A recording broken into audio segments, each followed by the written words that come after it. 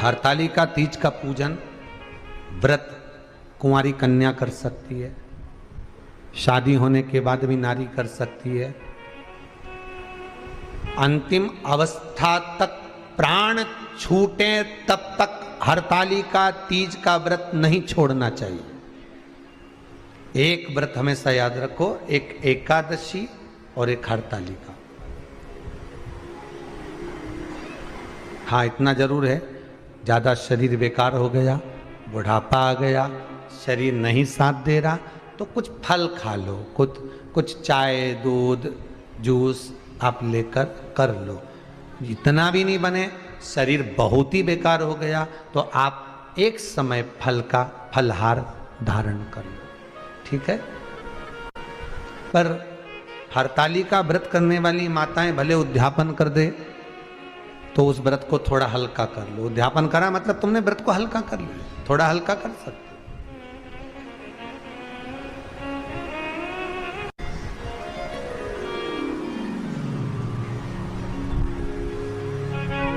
हरतालिका तीज का जो व्रत का उद्यापन करते हैं उसमें 5 चीज रखते हैं ना, 5 कपड़े स्त्री के, 5 कपड़े पुरुष के, 5 तरह का अनाज, 5 तरह का फलहार, 5 तरह का फल।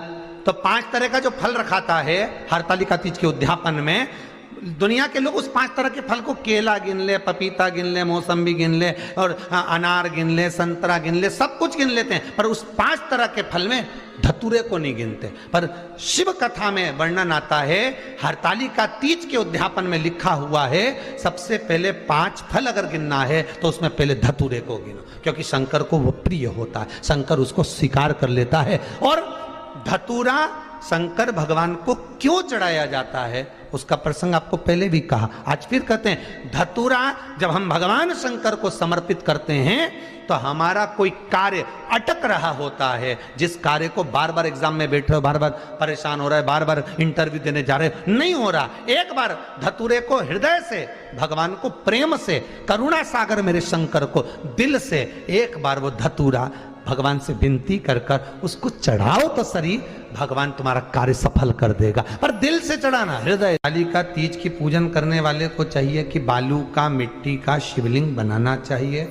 फुलेरा जो बनाया गया है ऊपर शंकर जी के ऊपर लटकाने के लिए, टांगने के लिए, उसके नीचे शिव पार्वती गणेश जी की सुंदर बालू की मूर्ति बना लेना चाहिए, पार्थिव लिंग का निर्माण कर लेना चाहिए। शिव की आराधना करना चाहिए।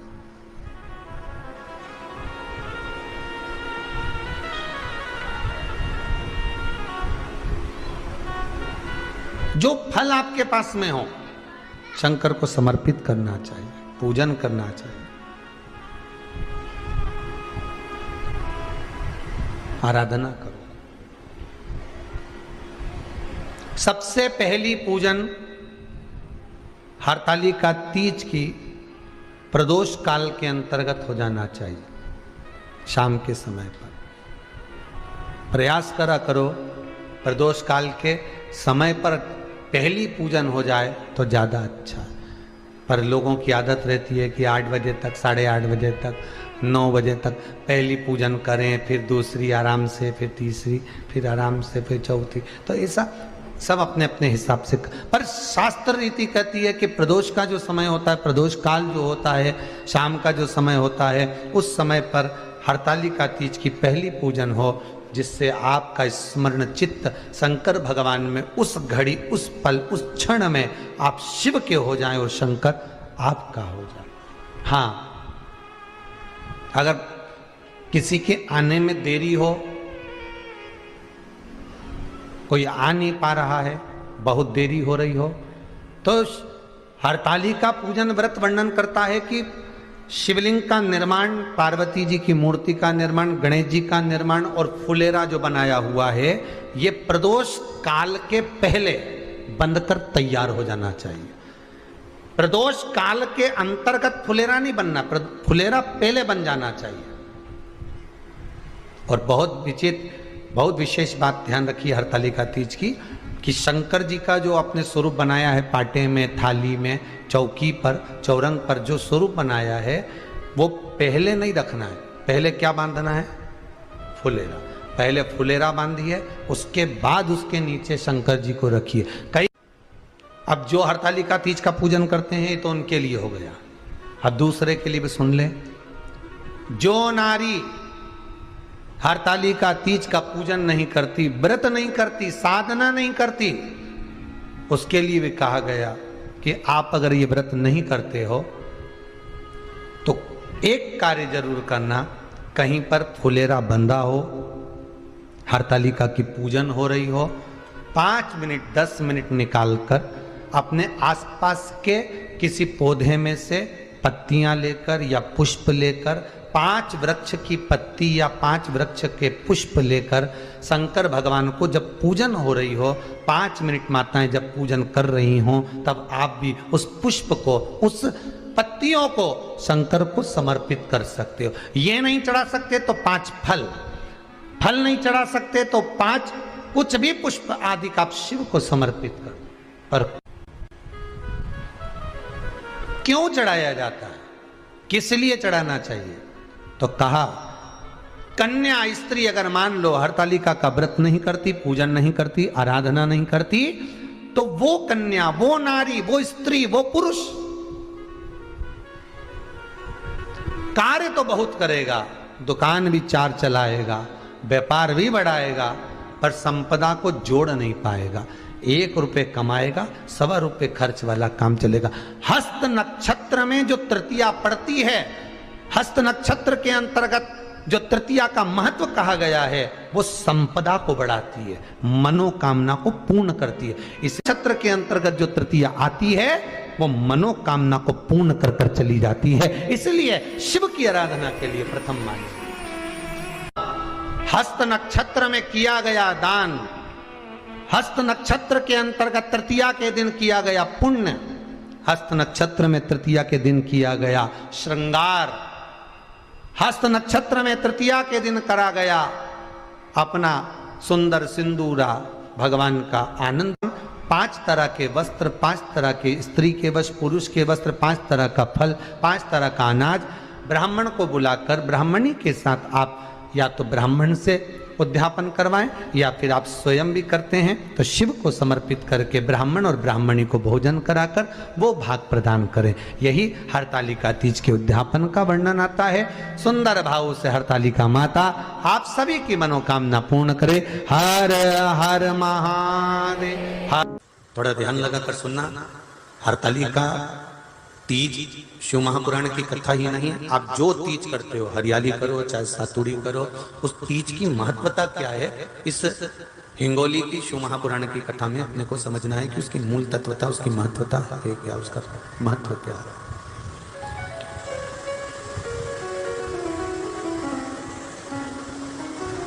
भगवान ब्रह्मा, भगवान विष्णु और भगवान शिव, इन तीनों की जो अर्धांगिनियां, ब्रह्माणी, लक्ष्मी और पार्वती, इन तीनों ने तप कर कर, साधना कर कर ब्रह्मदेव को, भगवान विष्णु को और भगवान शंकर को प्राप्त किया। और तीनों ने प्राप्त कर कर तीनों देवताओं से वर मांगा कि वर हमको ऐसा दीजिए कि हमारे तप साधना का फल नारी को तीज के दिन प्राप्त हो जाए। अब देखिए जरा, एक ही व्रत से, एक ही उपवास से उसको संपूर्ण तप साधना का फल प्राप्त हो रहा है, संपूर्ण तप साधना का फल उसको मिल रहा है। मात्र एक व्रत से, केवल एक व्रत कर रहे हैं, संपूर्ण तप साधना का फल उसको प्राप्त हो रहा है। ऐसा कोई व्रत, ऐसी कोई साधना, ऐसा कोई शंभो शरण पड़ी मांगो घड़ी रे घड़ी मुख काटो दया करी न दर्शन आपो शंभो शरण मांगो घड़ी रे घड़ी दुख का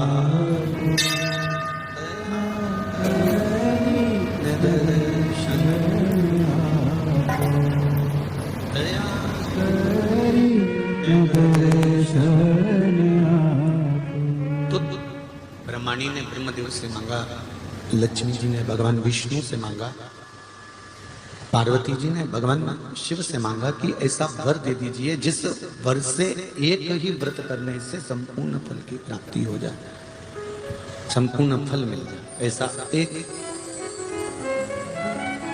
व्रत का फल दे दीजिए, मात्र एक व्रत का।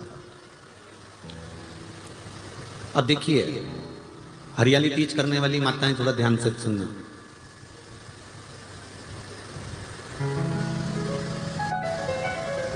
हरियाली तीज जब माताएं करती हैं तो एक हरियाली तीज, एक गणगौर की तीज,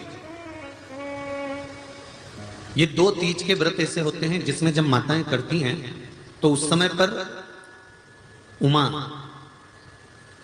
ब्रह्माणी और लक्ष्मी, इन तीनों की आराधना का फल उसको केवल एक व्रत से प्राप्त हो जाता है। अब देखिए दूसरा सातुड़ी तीज।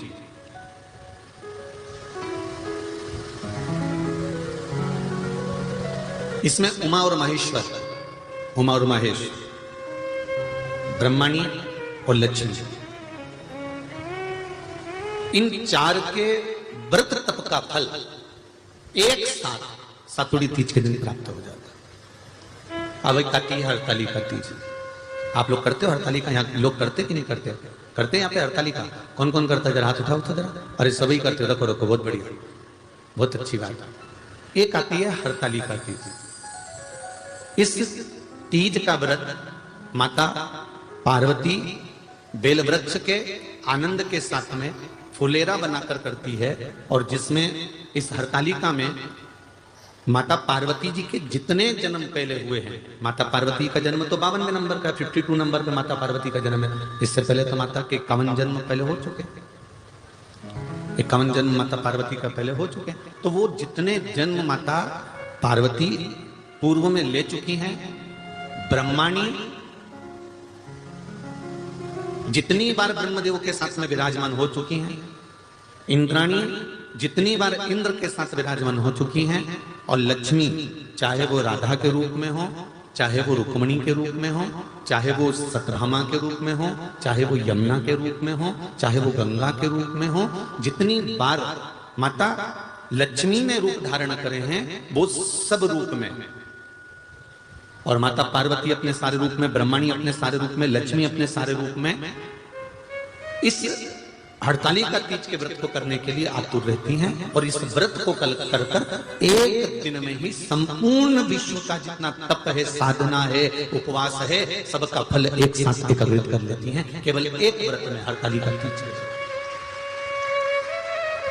अब एक बात ध्यान से सुनिएगा, सारे व्रत, आपका अगर स्वास्थ्य खराब हो गया तो आप व्रत छोड़ सकते हैं। जितने भी व्रत आप लोग कर रहे हैं पूर्व के, सोमवार, मंगलवार, एकादशी, छठ, पंचमी, चतुर्थी, अगर आपका स्वास्थ्य खराब है तो आप उस व्रत को छोड़ सकते हैं, सारे व्रत को छोड़ सकते हैं। पर तीज का जो व्रत होता है, हरतालिका का जो व्रत होता है, ये व्रत एक बार लेने के बाद जब प्राण छूटते हैं तभी ये व्रत समाप्त होता है, अन्यथा बीच में ये व्रत समाप्त नहीं। ये व्रत समाप्त होता ही नहीं। अगर शरीर से नहीं बनता कि अब हमारी अवस्था हो गई, अब शरीर से नहीं बन रहा है, तो भले एक पहर की पूजन कर कर, एक पहर का नियम धारण कर कर, एक पहर का स्मरण कर कर, एक पहर का पूजन कर धारण करो, और उसके बाद में भले आप थोड़ा सा जो भी आपको लेना है वो कर लो, पर इस व्रत को करना ही पड़ता है। इस व्रत का नियम ही यही है। इस व्रत पार्वती मैं तुम्हें प्राप्त हुआ हूं, यह हरतालिका तीज के व्रत का फल है। शिव जी कहते हैं पार्वती, जो नारी हरतालिका तीज के व्रत का स्मरण करती है, फुलेरा जो बांधा जाता है उसमें 5 माला से ज्यादा माला लटकना चाहिए, 5 से कम नहीं। कितनी? जैसे माला जो लटकाते हो वो 5 से ज्यादा होना चाहिए। 5 तो जया, विषहरा, सामरीबारी, दौतली, देव, इससे अधिक होगी चलेगा, पर इससे कम फुलेरे के अंदर माला नहीं होना चाहिए महाराज। दूसरा, फुलेरा जहां हरतालिका व्रत हो वहीं पर बांधा जाता है। हरतालिका तीज का व्रत एक ऐसा व्रत होता है जो मरते दम तक रहता है। इस व्रत को छोड़ा नहीं जाता। ये नहीं किसी और वाले गुरुजी ने कहा और अपन ने एक बार कर लिया और अगली बार वो व्रत गायब हो गया, ऐसा नहीं होता। हरतालिका तीज अखंड सौभाग्य के लिए, वंश वृद्धि के लिए, कार्य सिद्धि के लिए और कुंवारी कन्याएं उत्तम वर प्राप्ति के लिए, आनंद सुख के लिए करती हैं। ऐसा नहीं है कि केवल स्त्री ही करती है। जब नारी किसी कारणवश व्रत नहीं कर पाती तो पुरुष इस व्रत को धारण करते हैं। 30 अगस्त को, यही 30 तारीख को, कल 29 है, परसों 30 तारीख को हरतालिका तीज रहेगी। आप सब अपने हृदय से, मन से इस व्रत को कर कर अपने जीवन को सार्थक बनाइएगा। जो करते हैं, कितने लोग करते हो जरा हाथ उठाइए। हरतालिका तीज इतने सारे करते हो, अरे बाबा कर लो, प्रणाम प्रणाम, आपको बहुत बहुत नमन करता हूं, बहुत बहुत सारा। फुलेरा बांधते हो? नहीं, अब की बात बांधना। मंदिर में करते हो तो मंदिर में, घर में करते हो तो घर में। फुलेरा वंश की वृद्धि करता है, फुलेरा अखंड सौभाग्य देता है, फुलेरा मन की कामना को पूर्ण करता है। जो बेटियां जिनका विवाह नहीं हो रहा हो या बेटे जिनका विवाह नहीं हो रहा हो, वो 7 स्थान पर कहीं फुलेरा बंधा हो तो फोन लगाकर पूछना कहां बंधा है, वहां का दर्शन करना। एक फूल में हल्दी कुंकू लगाकर शिव जी को चढ़ाकर फिर वहां से जाना। 7 स्थान के फुलेरे का दर्शन अवश्य करिएगा। जो व्रत नहीं करते हैं उनसे निवेदन है, कहीं हरतालिका हो रही हो तो वहां बैठकर अगर भजन हो रहे हो तो थोड़ी देर भजन गाने चले जाना। अपने मोहल्ले में, कॉलोनी में, सोसाइटी में कहीं हरतालिका तीज का व्रत हो रहा हो तो 2-4 मिनट जाकर दर्शन जरूर करना, जिससे भोलेनाथ आपका अखंड सौभाग्य करे और आपके मन की कामना पूर्ण करे।